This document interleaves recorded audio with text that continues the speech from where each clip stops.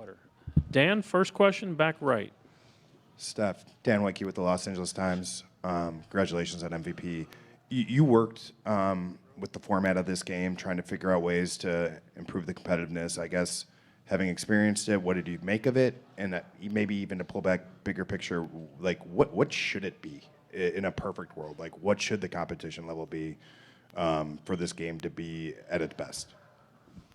I mean, I did have some input and a lot of conversations with Adam, the rest of the leadership on where we were last year. We needed a change, needed some new life, new juice in the game, something kind of unexpected. What that answer was collaborative effort to, I think, one, condense the amount of time you're actually playing so that it gives us more clarity on, like, all right, if so we can raise our level of competition and keep it fun for everybody. I think that was a big part of it. Obviously, there's a lot of conversation around the fourth team and the Rising Stars, and the All-Star experience on Sunday is very sacred, and you have to work your way into that. But I think it was a good step in the right direction to reinvigorate the game in some way. And then you tinker with it again next year and see, what changes you can make. I don't want to compare it to any other era because the world has changed, life is different, the way people consume basketball is different. So it's not going to look like it used to, but it can still be fun for everybody. And I think I had fun. Our team had fun. That's kind of all that matters. On your left, third row, Ann. Hey, Steph, Ann Killian, San Francisco Chronicle. You've had a pretty intense first half of the season. You had a very intense weekend with, I've seen your schedule, pretty crazy. I'm just wondering, what was the highlight? What's your level of exhaustion, and what do you plan to do for the next couple of days when you finally get a little time off? The hosting experience was unbelievable. I'm not going to complain about being tired or exhausted. This is an honor and a blessing to be able to celebrate and share this beautiful Bay Area that's been a part of my life for the last 16 years, and the basketball history and culture that's here, and the amazing fans that are here, and the impact that the game being here has had on both cities. So it was awesome from start to finish. And, I mean, the highlight is obviously the game. That's what everybody's looking forward to. But it brought a lot of my people together that have helped me along the way or been a part of the journey, and I got to kind of reflect a little bit. And I'm excited to get back to work next week. I'll definitely get away and take a little catch up on some sleep, but everything kind of went exactly as it should, and it's a 10 out of 10 experience for sure hosting the game here. Dave, over here on the second row. Steph, Dave McBenamin, ESPN. You won one of those trophies in Cleveland a few years back, scored a bunch of points, hit a bunch of threes, a traditional game format. There might not have been like a obvious MVP choice today, but you kind of get it going in that finale. What was that run like for you? Hit the half-court shot, and then it looked like your teammates started looking for you. Yeah, it was one of those kind of little flurries, just having fun. The half-court shot, I was trying to find an opportunity. I was going to take one at some point. Jokic was picking me up at half-court, which is hilarious. He forced it wasn't even an 8 seconds, it was like a 12-second violation. But like, again, the stories kind of write themselves, just having a moment where you get the crowd into it and do what I love to do on the floor. The format doesn't allow for like a strong storyline to build, which is all right because there was also other things going on during the game that were important as well, like paying homage and giving honor to Kenny, Shaq, Chuck, and Ernie for, them representing the game of basketball in their way for, 3 decades. And, it felt like the game kind of got in the way a little bit, which was different. But we could, keep the fun going, keep the intensity going. And, end up with a trophy, which is pretty cool. Back left on the aisle, Tim. Yes, Steph, Tim Kawakami, San Francisco Standard.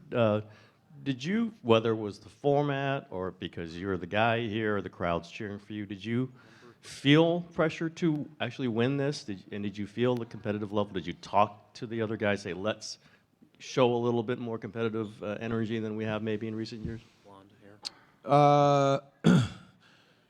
Yes and no. Like, I was just riding high on the energy this whole weekend because it's here, and you want the product to be at a level that, again, is fun for us as players.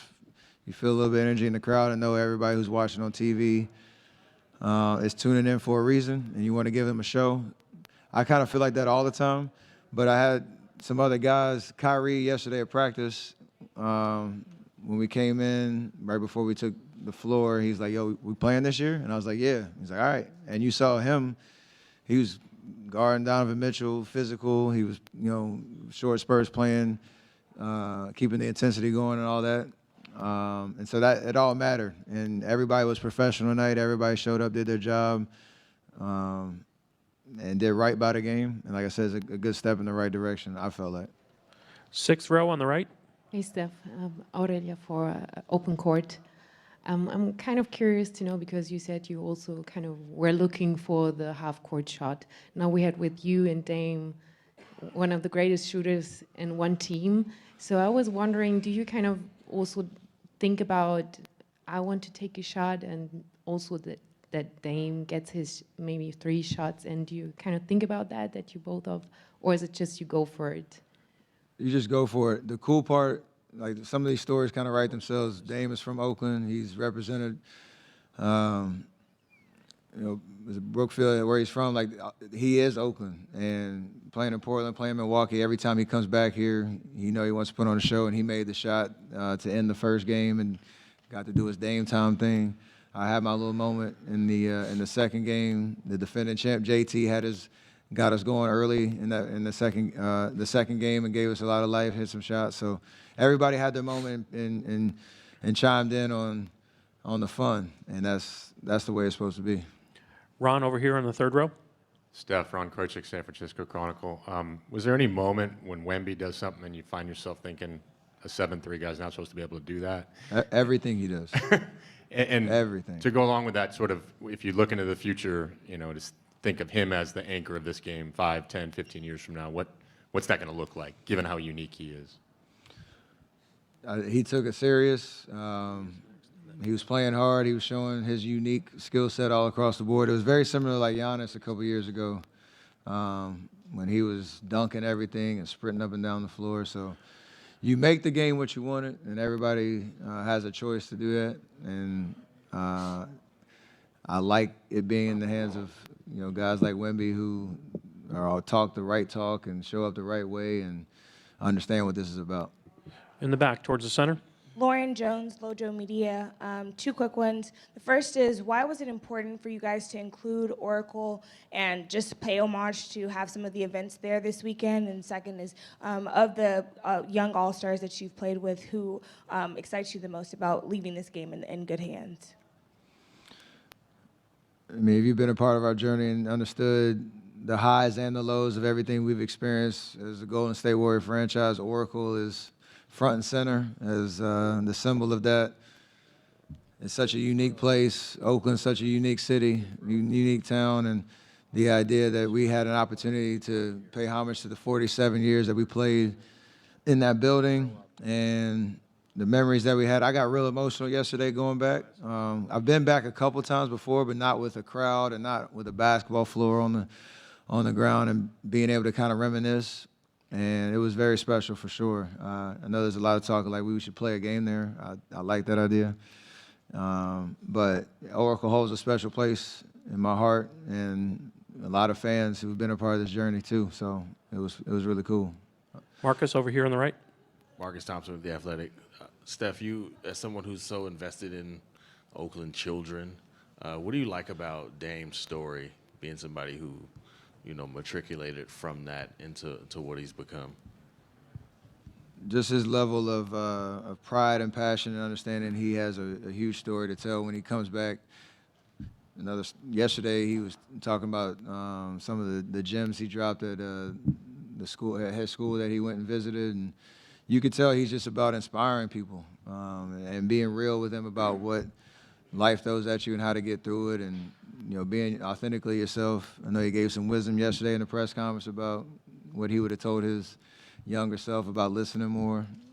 All that stuff is impactful and it matters, and he's as real as they come in that respect, to the point where they don't even say he wears number 0, he wears the letter O. Like that's real. Towards the middle on the left. Steph Jello from World Journal. So congratulations. So you have had so many big moments in your career. So where does this MVP rank for you? I don't know. This is just a special weekend all the way around. This is very symbolic of the entire journey. I know we have a lot. I hope we have a lot to accomplish on the court, and not ending the journey anytime soon. But again, for me and from my vantage point, having played here for 16 years, and this is the only place that I've played, it was just a great celebration of basketball in this area, and this is pretty cool to have too. Right over here on the front row. Hi, Steph. Tristy Rodriguez, NBC Sports Bay Area. First off, congrats on MVP. So this is my first All-Star experience, and I got the easy job because I went around talking to players and asked them to speak about you and your impact on the game. What does it mean to just knowing your basketball journey from where you started, 16 seasons in the league now? What is it like to have that league-wide respect from your peers? That's the most important thing. Fans, your media's opinion is important. The fans' opinion is important, but your counterparts and your colleagues who understand the sacrifice it takes to do what we do at a high level, the longevity of it, the way you handle yourself, the impact that you had. I appreciate anytime somebody tells me what them watching me play basketball has done for them in some sort of way. So I don't ever take any of that for granted, and does mean you're getting old when they start to flip it on. I remember watching you when you were doing such and such, and I was in middle school, and I love hearing those type of stories. All the way in the back on the left, right. Steph Chris Alvarez, ABC7. I'm curious now that this is over, now you get ready for the second half, just your energy level based on the trade and where your team's at about making this push and making a run in the playoffs. I'm excited. I got Draymond on the telecast, guaranteeing we're winning the championship.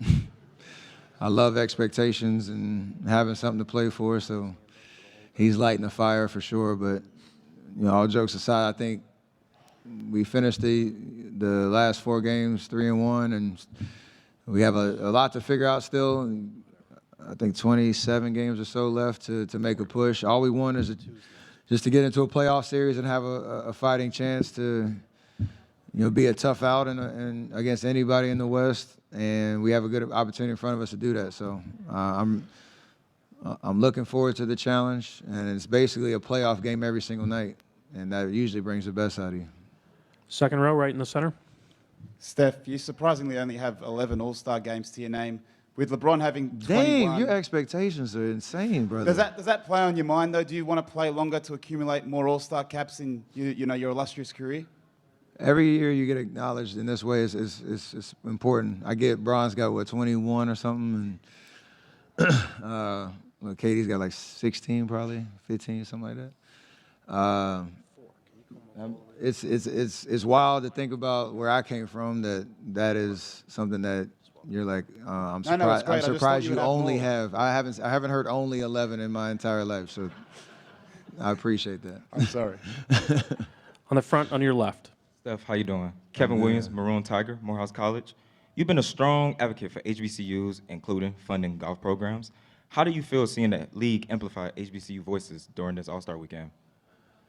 The HBCU Classic is a great part of the weekend.